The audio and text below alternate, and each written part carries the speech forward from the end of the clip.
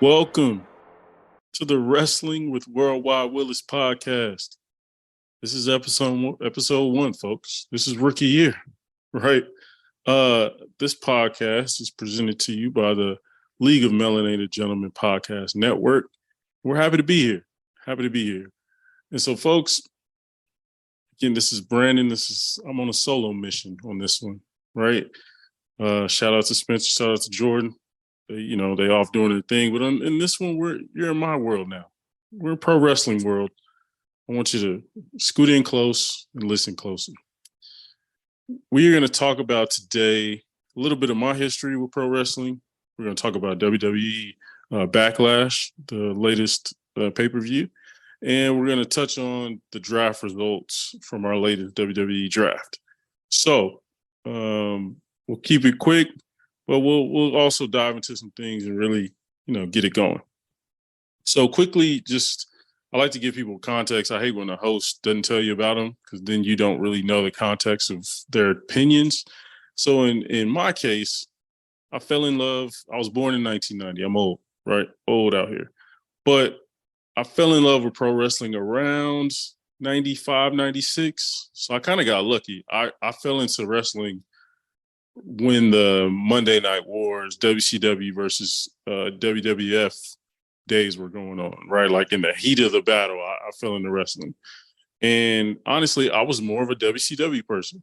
I kind of preferred more mature product, a more wrestling-centered product, right? Back then, Vince wasn't really about wrestling like that. He was just more about the entertainment aspect, kind of more goofy. They were kind of more going towards kids, like children.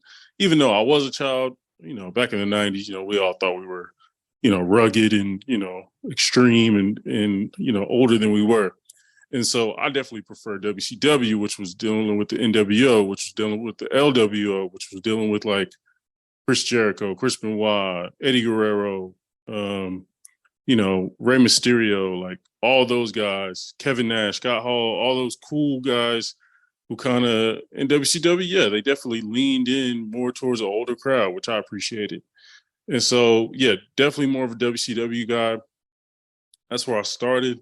And I'm kind of grateful for that, honestly, because I learned a lot about wrestling, like the true form of wrestling. Like I can tell a good technical match versus, sometimes I'll see people who are like, oh, I mean, it was cool, but it wasn't, they can't really, identify when a move was missed or, if someone didn't execute a move correctly or something like that. I'm not saying I'm an expert or anything by any means, but by growing up watching a certain level of product, watching, Eddie Guerrero do a suplex, Three Amigos, or watching, certain people do certain moves, I know how it's supposed to hit. You know what I mean? So I'm thankful that I grew up with WCW. I watched WWF, but not as closely, honestly. I kind of got into WWF around like 97, 98 when Stone Cold took off, right? And then that's when I kind of started to transition over to WWF full time because WCW was kind of going in the tank around that time. And all my favorite WCW wrestlers started moving over towards WWF around like 98, 99, 2000 era. So it definitely was a transition there. But yeah, man, I love pro wrestling. I definitely, I was in it deep every episode. I watched every episode from like 95, 96 to like 2002, 2004. So like 96 to 2004, I was in it, like full-time wrestling fan. Then I kind of fell away from it. Came back around. I fell away from it for a little while, actually. Like I missed kind of the whole like John Cena, older Triple H, older Taker. I kind of missed that whole era. I came back, I'd say closer to when CM Punk started really take off again, like 11, 12, that era. I came back. I was probably part-time at that time. Like I wasn't watching every episode, but I was keeping up.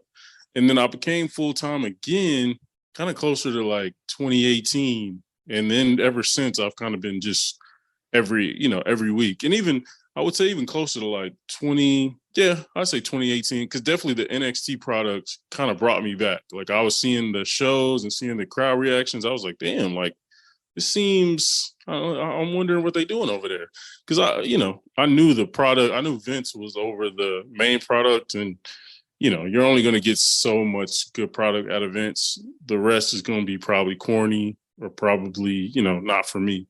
So, and at that time, we didn't have an AEW. So I was definitely gearing towards my energy towards NXT. That made me fall in love with it again, makes me watch it weekly and stuff like that. So, yeah, I've been full time ever since, watching as many episodes as possible. I catch up. So, yeah, man, I think the beautiful thing I love about pro wrestling and that I'm learning more is pro wrestling is loved by a lot of people, no matter their age range or things of that nature. Pro wrestling is loved throughout. Like there's nothing like it, right? There you can't copy pro wrestling. It's many other forms of, boxing is trying to copy wrestling. MMA is trying to copy wrestling. Many different forms of entertainment are trying to copy what wrestling is doing, right? And so that's how you know how special it is, right? When pro wrestling is done at an elite level, there's nothing like it. There's just it's a level of spectacle you can't replicate. So I'm just loving that I'm seeing more people, honestly, that look like me. Like I'm seeing more Black people just being like, nah, I love wrestling. Like I've loved it since a kid, like straight up and down about it. Don't shy away from it. It's real easy to be like, yeah, I was an NBA fan since I was 8, and just be like, you can say that to anybody. But it takes some courage to be like, yeah, I'm a pro wrestling fan. And I still to this day, I'm a pro wrestling fan. Like people look at you crazy, but hey, it is what it is. You love what you love. You know what I'm saying? So don't be ashamed. I used to be ashamed. Couldn't give a shit anymore. It is what it is. If you got a problem with it, oh well. So I'm definitely loving to see more people into pro wrestling. I think pro wrestling right now is in a renaissance, is in a golden era. I think with AEW doing well, with so many crossover stars, with having Bad Bunny, and we'll talk about him even more later, but like big stars are like coming back to wrestling, right? And I think, like I mentioned, MMA, to even make a big fight now, you have to talk shit to each other, even if you don't even like anybody. Like even if you're friends with the opponent in MMA, you have to talk trash to each other to build up the fight and build up the interest. That is WWE at its essence. That's pro wrestling at its essence, right? Building a match, creating a feud, creating a storyline between you two, and then that way you get more attention and more heat on that match for people to view it, right? So yeah, like pro wrestling is in a great period right now. We have a historic run. We have a historic amount of talent. I think we're kind of in an era right now to where we have the type of talent we used to have in the early 2000s, right? Early 2000s, the roster was stacked, and then we went through a period where it was rough. It was rough there. That's why they kept giving the championships to the same people.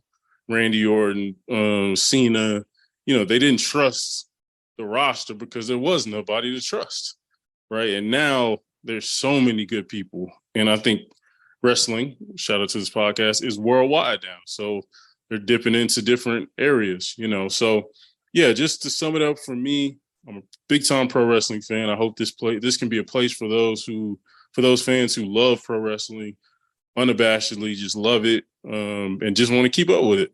You know what I mean? Just talk about something we love. So hope this can be a place for you for that. And we'll definitely have guests throughout the podcast. We'll definitely most of the time it might be just me, spieling about what I love and whatnot, but we definitely will have some guests come through. We'll talk about different things. It won't always be the most latest episode or news. It may just be a episode about, all right, naming our top 5 favorite wrestlers, top 5 people to give a suplex, the top 5 frog splash. You know what I mean? Like we're going to dip and dive through different things. If you listen to our other podcasts, our main podcast, we're pretty random in our topics. So that's kind of be what this is. We'll follow the same format, but it'll be all wrestling related. So yeah. So now that we got that out the way, we will talk about WWE Backlash. Now we're recording this right after Backlash, so Saturday night. So when this comes out, we will not have seen Monday Night Raw. We will not have seen the aftermath of this event. So just know that. To start out, we had Bianca Belair. Just to give you context, this Backlash is in Puerto Rico. So this show was in Puerto Rico. Amazing crowd. Just want to shout them out. Amazing crowd. Anytime WWE goes across the pond or goes to a different country, that country shows out. Right? When they went to Montreal for Elimination Chamber, amazing crowd. When they went to the UK for Clash at the Castle, amazing crowd. Probably that UK crowd and this Puerto Rico crowd they might be fighting for crowd of the year. They're amazing. They were amazing tonight. So shout out to Bad Bunny. Shout out to WWE for just knowing and knowing like you're at a worldwide level now. You know what I'm saying? You don't have to just have every show at some random town in the US. You can expand a little bit. And you have a roster to where you got people who are from these countries to even bring more interest to it. We got Zelina Vega. We got Bad Bunny on the show. We got Damian Priest, who's from Puerto Rico. So you definitely got interest there. So, yeah, just wanted to give you context. Amazing crowd at this Puerto Rico event. So Backlash, first match we had was Bianca Belair defending her. She just got drafted to a different brand, but I believe it's her Raw. Yeah. Bianca Belair was defending her Raw Women's Championship against Io Sky. And Io Sky, one of my favorite wrestlers, not men or women. She's just one of my favorite wrestlers out there. She's from Japan. Amazing. This probably was the best match of the night. There's some others that are close, but to me, this is the best like match. I don't know about moment, but best match to me, this one was a banger. Like, and I love when Bianca consistently goes out there and puts on amazing matches, so all these haters can stop hating on her and be like, well, she's John Cena, she's unbeatable, blah, blah, blah. Like, no, this isn't John Cena. Respect to John Cena, but like John Cena was running through the roster with very unmemorable matches. When Bianca touches the ring with somebody, she's probably leaving the ring with a W, but that person she's going against is going to walk out better than they walked in, right? They're going to have more love from the crowd, more respect from the wrestling community when they walk out, right? Due to the quality of matches they're having with Bianca. And this is the same way. Like, I knew Io and Bianca faced each other back in NXT. So we knew they was gonna have a great match. They went against each other on the main roster on like Raw, random episodes, but they didn't really give them time to cook. So you knew if these two got really time to cook up a great match, they was gonna do it, and that's what they did, man. Like it was just so many great spots, and for some reason or another, this Puerto Rico crowd was rooting for Io, and so they was like from the jump, they chant Io, Io, Io. Meanwhile, Io is supposed to be the bad guy in this situation, right? Bianca is supposed to be the babyface, the good guy, the person everyone cheers for. And Bianca, they're booing Bianca. It was so random, but I'll be honest, I had a little bit of, I don't know. I was looking a little sideways, like, I was like, why are y'all hating on Bianca? Bianca ain't never did anything to be like, I can't stand Bianca, like booing Bianca like that. I love the appreciation for Io, but it was a little weird there. They're like, the boos were a little sus. But I love that Io got to cook, and you could tell she was like loving getting some like cheers again. Because Io, like in Japan, Io's a rock star. Like Io is one of the greatest Japanese wrestlers to ever step in a ring, man or woman. And when she came to NXT, she was beloved. She was a babyface. She was loved in NXT. Like, she's essentially Jeff Hardy. No offense to him. That's kind of disrespectful to Io to even call her the Jeff Hardy of the women's division, just because she can do everything. She doesn't just do flips and moonsaults and stuff. Like, she can really wrestle in any capacity. So to me, it was great to see her finally get some like love. You could tell she was like, damn, like I remember how good this feels, because she's been a bad guy since she's been on the main roster, since she's been associated with Damage Control, this little faction with Bayley and Dakota Sky. Dakota Kai. But yeah, it was just really cool to see Io finally get appreciated by fans, and the wrestling community loves Io. Like we've been asking for Io to get her shine, her one-on-one shine forever, right? Because we know what she can do. And in this match, she showed it, man. They had a really good showing. The crowd was in it. It was a lot of like false finishes, and it was a lot of like moments where you thought Io might pull it off. Like we knew she wasn't gonna win, but then there was a few moments right there. I was like, "Oh, okay." Like y'all low key kind of tricked me. You kind of got me. Like if I didn't know the behind the scenes working of wrestling, and I just went in not knowing who these people were, there was a few times where I thought Io was gonna win. But overall, amazing match. They really did a good job of having damage. Like Io and Bianca were going at it for a while, and it was back and forth, back and forth. And then Damage Control, Bailey and Dakota Kai came out to try to help Io, didn't do it, kind of messed it up for Io, and then Bianca ended up hitting the KOD and winning. So my hope is that and again, I'm recording this before Raw comes out, but I'm hoping that Io like breaks away from Damage Control and just says to them like, look, I want to do this by myself. I was this close to defeating Bianca Belair until you guys came out there. I want to do this on my own. And I hope she breaks away from them and becomes a babyface again, because she's beloved. She's extra talented. She's like a top 3 wrestler talent-wise that WWE has. So I'm hoping that happens. So Bianca Belair and Io Sky, out of 5 stars, I give them 4. I got to give them 4. Like this might be, I think Charlotte and Rhea at WrestleMania 39 is probably women's match of the year. But this one is a close second. This one's a close second. It was really good. Really good. Way more my style, too.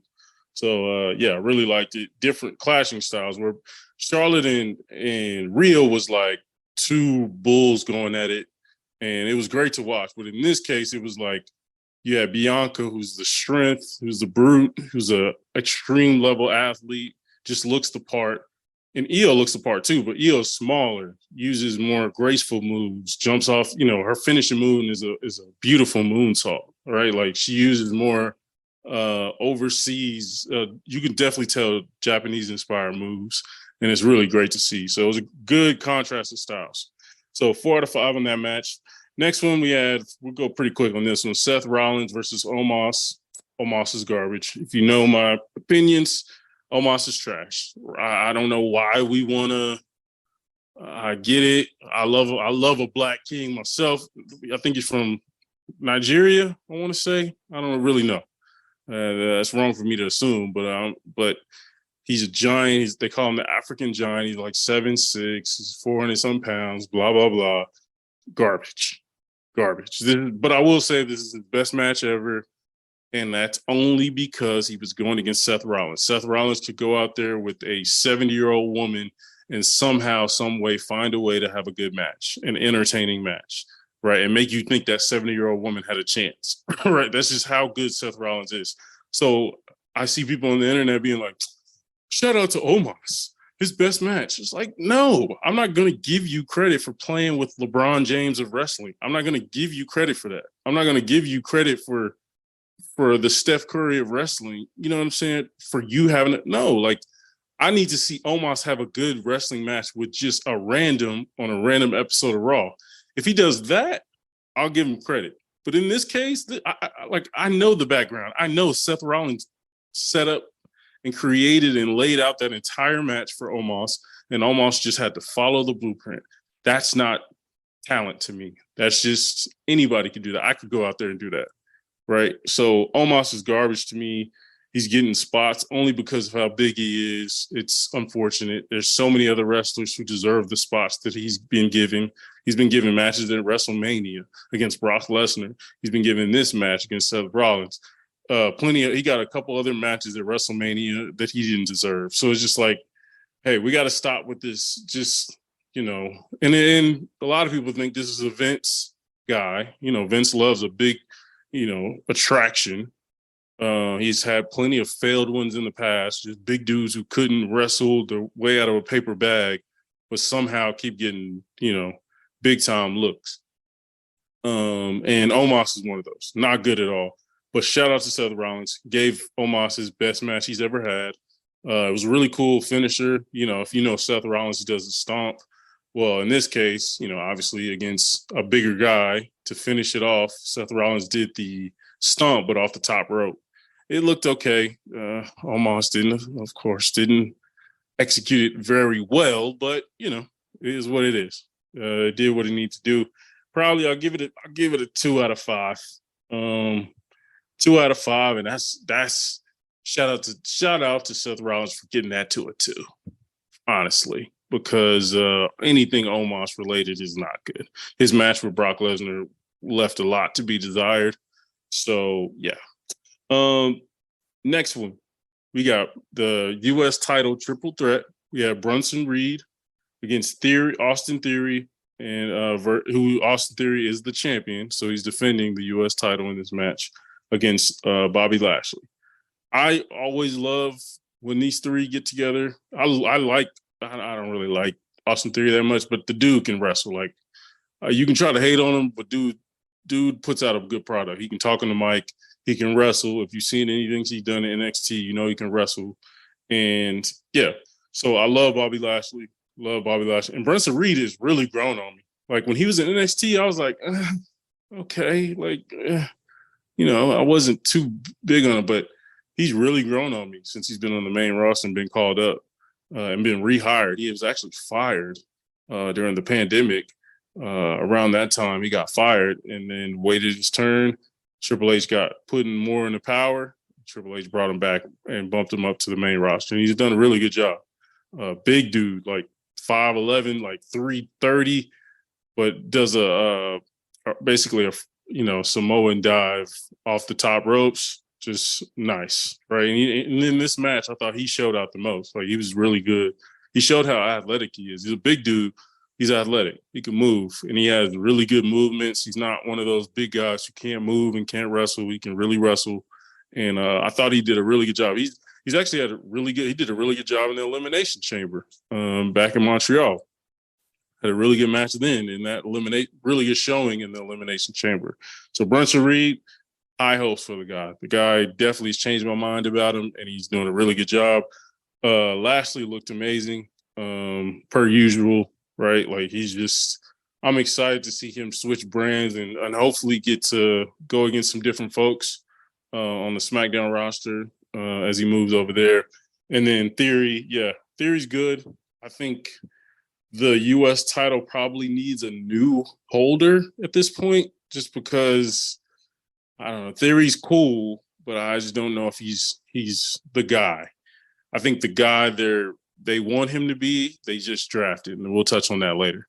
But overall, the match I thought was really good. I'll give it a 2.5 out of 5 stars. Triple threat matches are always fun to me. I like them a lot. There's no rules really. And if they're laid out right, it's always action. It's always something going on. And the way Theory won was, I want to say Bronson Reed, Bronson Reed tried to hit a moonsault. Again, Bronson Reed, big old boy, tried to hit a moonsault off the top ropes to Austin Theory, misses, gets up, kind of holding his ribs because he just missed the moonsault, gets speared by Bobby Lashley. Bobby Lashley's about to go pin. Austin Theory runs up, throws Bobby out the ring, and then pins Bronson Reed, who just got speared, to 1, 2, 3, and retains his title. And still U.S. champion. Really cool match. And again, it just shows how Theory is won. Like Theory's the consummate bad guy. Usually rarely wins off of pinning the guy or finishing the guy himself. Usually is more of an opportunist. So 2.5 out of 5, pretty good. Moving on, Zelina Vega going against the SmackDown Women's Champion, Rhea Ripley. This is for the SmackDown Women's Championship. Zelina Vega, like I mentioned, she is from Puerto Rico. So this is a home court game for her. She got the home field advantage, and it showed, man. Like it was really cool to see her walk out. She walked out, she had like the Puerto Rico flag on, and during the introductions, once they get in the ring, especially championship matches, they like announce their name again, kind of like a boxing type of deal. And they announced them again in the ring for a little face-off part before they ring the bell to fight. And yeah, Zelina was like crying. Like that was just a moment. Like apparently she's been wrestling for like a long time, but she's never been able to wrestle in front of front of her family, because she's never wrestled in Puerto Rico. There hasn't been a wrestling event, WWE concerned. There hasn't been a WWE event in Puerto Rico apparently for the last 18 years.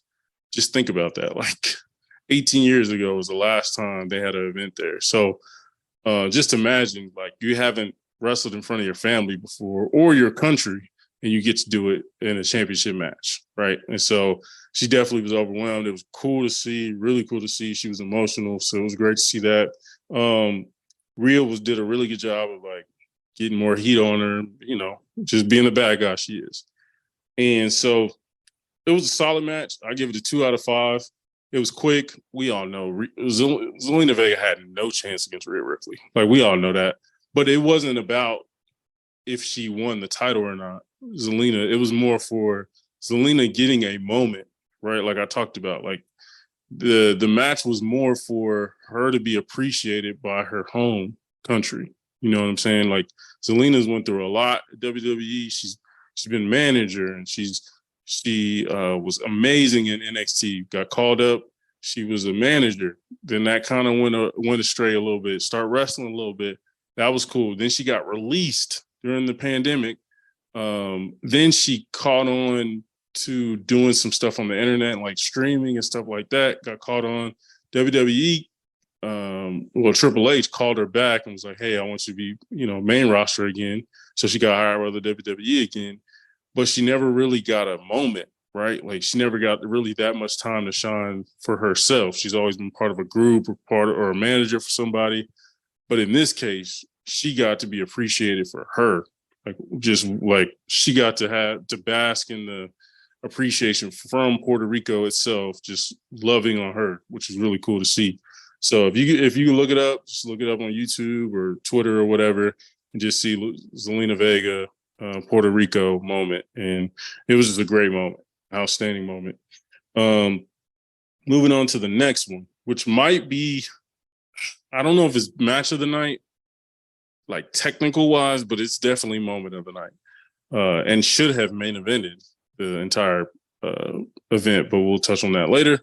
Then this match, we had Bad Bunny.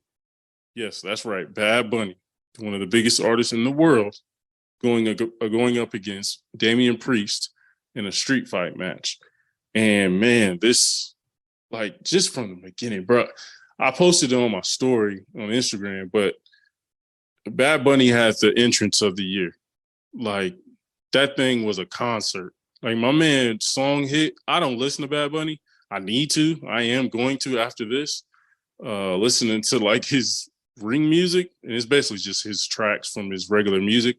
But like, yeah, bro, like his music came on, bro, the whole crowd was like singing along with his music, like rapping along with his music. And like the beat was slapping too. I was just like, just goosebumps.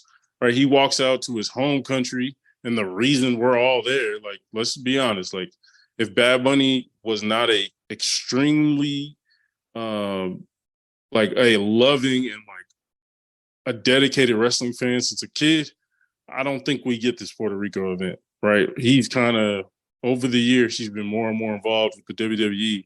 And I think this was kind of like, hey, man, like, I think he was probably like, hey, can we do something in Puerto Rico for me? And then WWE was like, I mean, shit, we got a bunch of other Puerto Rican wrestlers. Why not? You know what I'm saying? It makes sense business wise, and it's just a good look. But yeah, man, Bad Bunny's entrance in this match was amazing. Amazing. Definitely gave me goosebumps. But the match overall against Damian Priest was really good, man. It was a street fight, so it was a lot of weapons involved. Bad Bunny got put through a table on that, like put through 2 tables, I think. Like, I have so much respect for Bad Bunny. I will never let anyone speak a bad word about Bad Bunny, because dude loves wrestling. He's not one of these celebs who walks in and it's like, I have a new movie coming out in 2 weeks, so let me, see if I can get on television in WWE so I can promote my stuff. or let me have a random match that I didn't train for. No, Bad Bunny is has loved wrestling since he was a kid. He trains for these matches. He actually wrestles, actually trains to do stuff. He doesn't just punch. Like dude was doing Falcon arrows. Dude was doing suplexes. Dude was doing jumping off the top rope. He was doing all kind. He did his finisher is the Canadian Destroyer, which is an extremely hard move to do. It's basically like doing a tombstone, but you're doing a front flip with the person first and then doing it. Like it's crazy. And so Bad Bunny has so much respect. I already had respect for him coming into this because he's had great matches before. He's probably the greatest celebrity wrestler. Logan Paul is up there too. But those two actually wrestle. They don't just come in to promote one thing and then leave. Bad Bunny will leave, but you know what I mean. Like he's not an opportunist about the stuff. Like he actually loves it, and he's the reason we're here. Like he knew his country loved wrestling, so he brought wrestling to them, which is really dope to see. But yeah, man, the match was really good. I give it a 3.5. Almost. As for match, actually, I'll give it a 4. I'll give it a 4. Why? Because damn it, Carlito came out. If you know, Carlito ain't been in wrestling in a while, right? I didn't even know he was loved like that in Puerto Rico. Just because when I explain my history, I kind of missed that period where Carlito was wrestling. So I didn't quite know as how popular he was. Dude was in amazing shape. Like his pop was crazy. Crowd went nuts when his music hit. He looked really good. He executed his music. Apparently he still wrestles around the country every now and again. So his wrestling still looked good. They had a few other wrestlers come out. I forgot my guy's name, Vega. Apparently super, super popular in Puerto Rico, kind of an older wrestler back in the early, I think late 80s, early 90s. I may be correct, but his pop was crazy. He looked really good. LWO, I'm loving the new LWO who got involved. Latino World Order, if you didn't know, that's going back to WCW days. I do want to say, I heard LWO merch, like their T-shirts and stuff, is the highest selling T-shirt right now, and that's great. I love that. But I'm gonna be a wrestling snob and say that I've had a LWO shirt since 2018. Right, I was walking around with an LWO shirt when people were like, "What the hell does that mean?" You know what I'm saying? So shout out to those who are buying it now, but I just want you to know I've been in this. You know what I mean? I got it out the mud. You know what I'm saying? So shout out to LWO. I think it's a great idea that it's really executed on it. And seeing more Latino wrestlers come out from different countries of Latin origin was really cool. To see Bad Bunny join LWO, that was one of the best people you could get to join. So that was really cool. But yeah, Damian Priest and Bad Bunny put on a really good moment, really good match. And really good and amazing moment. Right. I'm sure that's gonna rack up YouTube views when it hits YouTube. So the next match we had was the Bloodline, the Usos and Solo Sikoa versus KO, Kevin Owens, Sami Zayn, and Matt Riddle. This match, I'll be honest, I was kind of over it. After that Bad Bunny match, should have been the main event. It was just, the match was great, and even the moment after, you got all these wrestlers in the ring who were being appreciated by this Puerto Rican crowd. It's just the way you end wrestling matches, right? You usually end on a high note. You don't end on a random finish. You either end on a super high note or, on a really bad note. Somebody got betrayed, and somebody got, beat down, and then you go away, you end the show. But in this case, they ended it pretty poorly, I'll be honest. That was kind of my one negative of the night. But in this match, Bloodline versus KO, Sami and Riddle, this is really repetitive. We've seen this match before. We've seen these different iterations of this match before. So it's just kind of okay, I guess we're doing this again. I love the KO Sami story. I love it. Them versus the Bloodline. It was amazing. Probably the story of all time. Greatest story of all time. However, I do want it to move on. I do want us to have them go up against different tag teams and to defend their actual tag team championships against other teams outside of the Usos. Right. And now I will say the Usos did just get their rematch in the past Friday, and they lost. So I'm hoping now that means they can move on and have them defended against Street Profits and, LWO and Imperium and a bunch of other great tag teams, and we can just move on.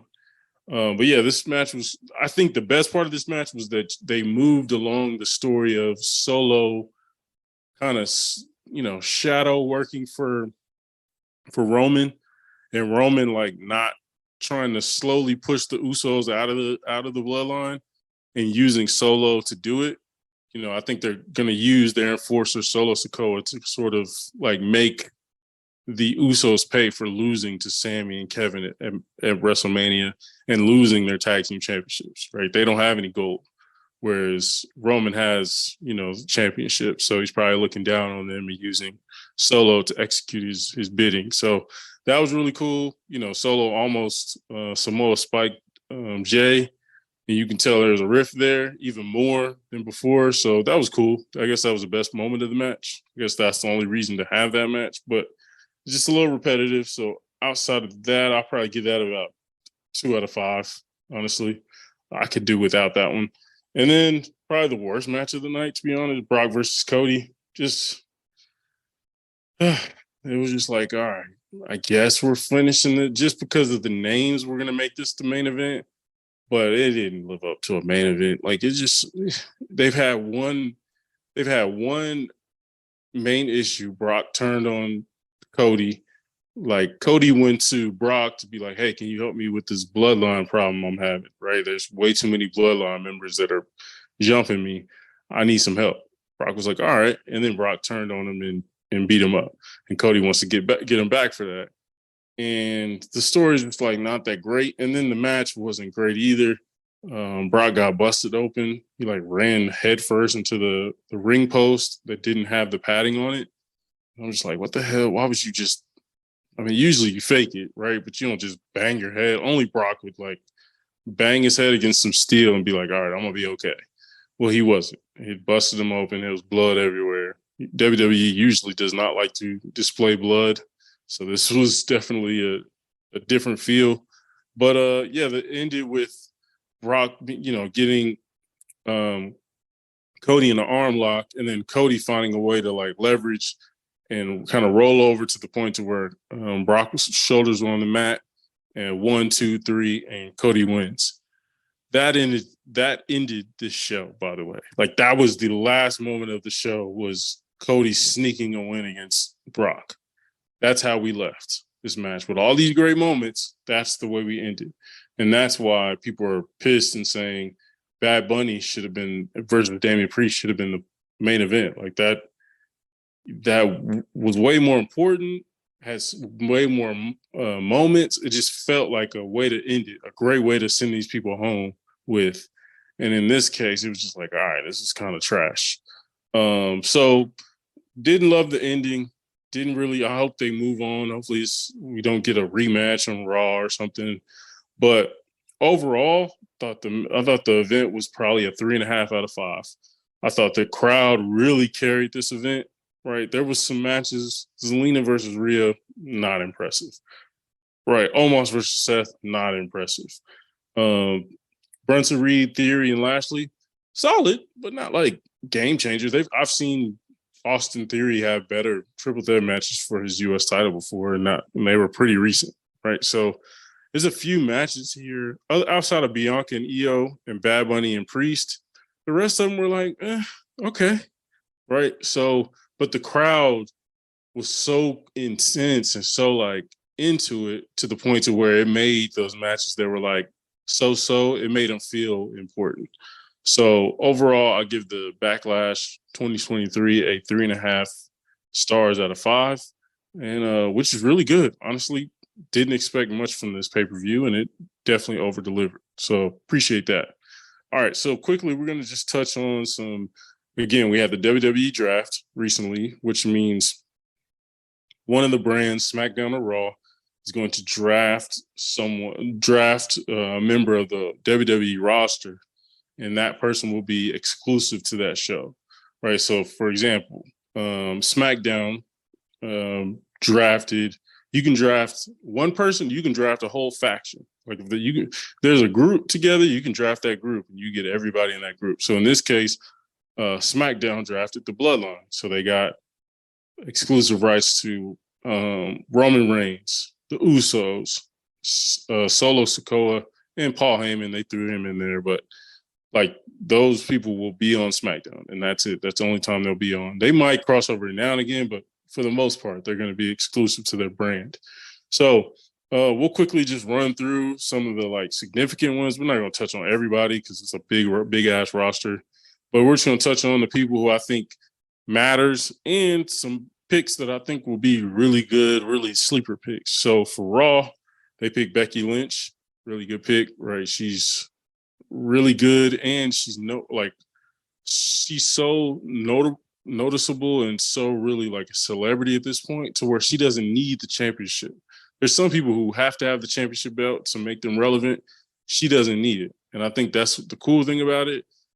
And so many times in women's side of things, the title has to be involved for there to be a feud, which doesn't happen in the men's side. Like the men's side, two dudes are walking down the hallway, they bump into down the hallway, they bump into each other, and they're like, all right, oh, okay, you talking shit? Meet me in the ring. And then they go and they wrestle for 30 minutes, right? That doesn't really happen in women's, unfortunately. It has to be about, someone has to be challenging the champion, and everybody else is probably irrelevant until their chance to fight against the champion. So hopefully Becky, who won't be the champion, hopefully gets to feud with some different people outside of the whole championship picture. So you got Becky Lynch, you got Rhea in the Judgment Day. Outstanding pickup. They were already on Raw, so that's a really good pickup. For them, she's the championship. She's the champion of, I want to say she has the SmackDown championship. So I'm assuming Rhea and Bianca will swap titles at some point. But that's too confusing to talk about. But anyways, Rhea itself is a great pickup. Outstanding. The Judgment Day is amazing. Dom Mysterio is probably the most hated person in WWE, which is great. Like, you know, and then you got Finn Balor in Judgment Day, who's amazing. Then you got Damian Priest, whose stock is extremely risen over the last like 2 or so months. Then you got Shinsuke Nakamura, who's making a comeback. He's now on Monday Night Raw, and he looks like the Shinsuke that came out of NXT, right? He looks like that Shinsuke, which is a big time superstar. And looking forward to him. They picked up JD McDonough, and he's from NXT. He used to be back in NXT UK. One of the best wrestlers in the world. Dude is a rap, like just no messing around, just classic like UK style. I think he's from Ireland or Dublin or one of them places. But like classic, like don't mess around, hit you with some submissions you ain't never seen before, break some shit out. You're like, what the hell is that? But it looked like it hurts. That's JD McDonough. He's gonna be that guy. Smaller guy, but he's gonna put on some great matches, especially with this next person. Monday Night Raw picked up the Intercontinental Champion, the Ring General, Gunther. So Gunther and his group with him, his faction Imperium, is going to be on Monday Night Raw. So it's cool to see that the Intercontinental Championship, Gunther used to be on SmackDown, so now he's moved over to Raw, and the Intercontinental Championship is coming with him.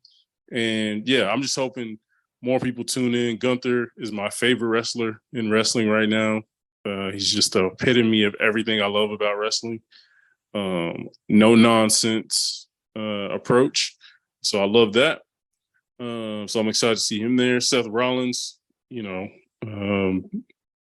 So, I mean, Seth Rollins is known for being on Raw. That's just the way it is. He's always been on Raw. Could probably always be on Raw. Monday Night Rollins is what they call it sometimes. And so, you know, he's going to kill it no matter where he is, but I'm glad he's going to be on Raw. And hopefully he gets to go against Gunther. But I'm also really hoping Seth gets to become the new World Heavyweight Champion.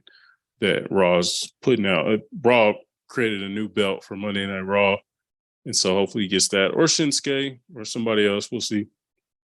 Okay, lastly, they picked up, on my notes anyways, they picked up a bunch of other people, but the person I'm noting in this is KO and Sammy, Kevin Owens and Sami Zayn. Again, like I touched on, I hope that they split the tag team champions, and I hope they actually have to defend it against some different tag teams outside of the Usos. Like, I'm kind of over this whole, like, you did the whole build to WrestleMania to take the titles from them, and now you took the titles from them, and now you're like still trying to be their friends. Doesn't make sense. So I'm hoping that that's over, and then now that they're on Raw, the Usos and the Bloodline are on SmackDown. Hopefully that separates them to the point to where we can move on, both sides. Okay, SmackDown, some notable, obviously the Bloodline, like I touched on earlier. I mean, it's Roman Reigns. It's just, it's like picking up LeBron James with your first pick. Like, that's an obvious no-brainer. Bianca Belair, amazing, best wrestler in the company. And yeah, again, I think her and Rhea are going to swap championships, but it's not that big of a deal. That's been done before with Becky and Charlotte back in the day. Bobby Lashley is moving over from Raw back now over to SmackDown. That'll be interesting. I'm hoping he can challenge Roman Reigns for the championship at some point. I don't think they've ever went against each other one-on-one. So I'm looking forward to that, hopefully. Next, we have the LWO picked up by SmackDown. I think they were already on SmackDown. Or were they on Raw? I can't remember. But the LWO, Santos Escobar is the leader of the LWO, and Rey Mysterio's in there too. And the tag team as well. Their names are slipping me right now. But I'm really looking forward to the LWO continuing to grow. Hopefully Santos can continue to get more of solo looks. I just don't want him to end up being Rey Mysterio's like lackey. I don't want him to be his lackey. I don't want him to be his second tier sidekick, because Santos Escobar has Eddie Guerrero type potential. Like, dude is amazing. Honestly, he's a better heel than he is a babyface. He's a babyface right now, but yeah, give him some time, and I think he'll turn heel and be the hottest heel they have. Then you have the Brawling Brutes. You got Ridge the Fridge. You got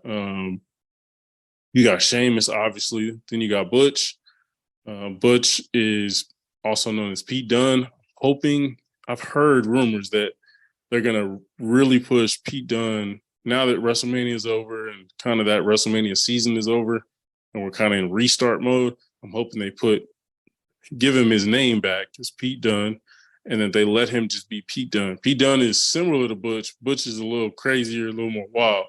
But either way, they both are amazing wrestlers, and they challenge for championships, right? Like, Butch or Pete Dunne was the longest reigning NXT UK champion until Gunther, at that time named Walter, took his championship and broke his record. But like, Butch, aka Pete Dunne, amazing. Like, one of the best wrestlers in the company.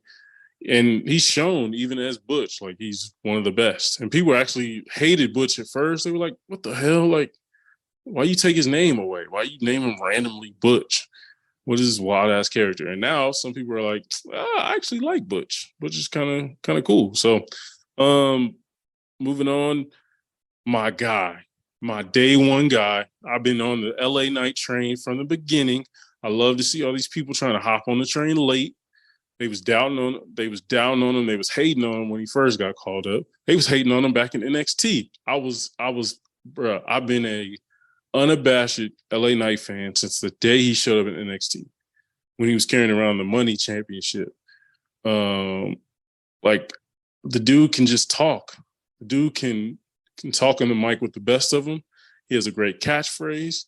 He has great music. He has a great look. He has everything you're looking for from a heel, but even more from a babyface. Like, he's getting over so much now to where people think he's a babyface just because the crowd loves him. But I will say, I just want to point it out again. I was a LA Knight fan from the day he showed up in WWE and NXT. Okay, A lot of these people are late. A lot of people was hating on him when he was going against Bray Wyatt. Even before that, with the models, they was hating on him, and I was like, dude, just let this dude rock. Right? Stop changing his character. Just let him be LA Knight, and he will be that dude. And he's on his way to that.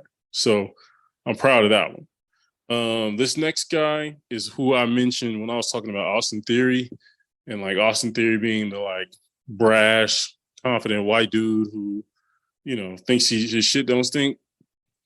Austin Theory is cool, but Grayson Waller is the next person SmackDown drafted. He does the white, overconfident white guy gimmick better than anybody. The dude is, to me, Grayson Waller, if I could give you a comparison for those who maybe not watched him in NXT, he's been in NXT the last couple of years. He's an Australian. To me, he's the Miz, but way more of a better athletic version of the Miz. Right, can talk like the Miz, can give you a promo like the Miz, is charismatic like the Miz, but is a top tier athlete. Like, dude can wrestle. And not saying Miz can wrestle. I just want to make sure I say that. Like, Miz can wrestle. Miz is good, but he's not the most athletic person, right? Whereas Grayson Waller is hella athletic. His finisher is where he like hops out of the ring, jumps back in, or does a roll up, and then hits you with a stunner. And then that's his finisher. It looks really good. You have to see it for yourself. But Grayson Waller, the Waller effect, the dude he's just one of them dudes you see and you just want to punch. He's just one of them guys. And those guys do really well in wrestling because the crowd wants to punch him too. You know what I mean? And so Grayson Waller, that low-key could end up being the pick of the year for WWE and SmackDown brand in general. Like, dude is amazing. I'm glad to see him get called up. He's just really, really good. Next one is Pretty Deadly, another NXT call up. They were NXT Tag Team Champions. They're from the UK. They're very like flamboyant, and they wear very like flamboyant clothing. Kind of remind me of like Edge and Christian back in like the early days, but even more over the top as far as like the flamboyantness and just very like, I don't know, very sexual, but like flamboyant, a little, so I would look them up. Pretty Deadly. They're really funny. They can host a show for you. They can have their own like, hosted show during the segment or something, but then they can also wrestle. And they're really good heels because they also are one of those, they're also a tag team that you just want to hate. You want to dislike. Pretty Deadly is really good. And yeah, SmackDown drafted Damage Control. I think Damage Control was on Raw before. So you get Io Sky, you get Bayley, you get Dakota Kai. Those are three really good pickups for your women's division. They're really, they're not a very good faction together, but even if you separate them, let's say on Monday Night Raw, they disintegrate Damage Control right then and there. Or on the next episode of SmackDown, if they disintegrate it, that's still fine because all three of them are fine on their own. And I'm really hoping that, again, SmackDown is the place where Io Sky can really flourish by herself, right? So, yeah, man, I'm excited for the results of this draft. I think it was needed. I think the rosters were getting a little stale, and guys weren't getting as much opportunities. Again, we have Roman Reigns, who has 2 championships. Well, now he only will have 1 due to this newly created championship that we're going to have just for Monday Night Raw, and the championship that Roman has. The 2 championships he has, they're basically going to merge those 2 and make it purely a championship for SmackDown. So we have separate titles now. I think they'll do the same thing for the tag titles. I think the women's championships, they're going to flop.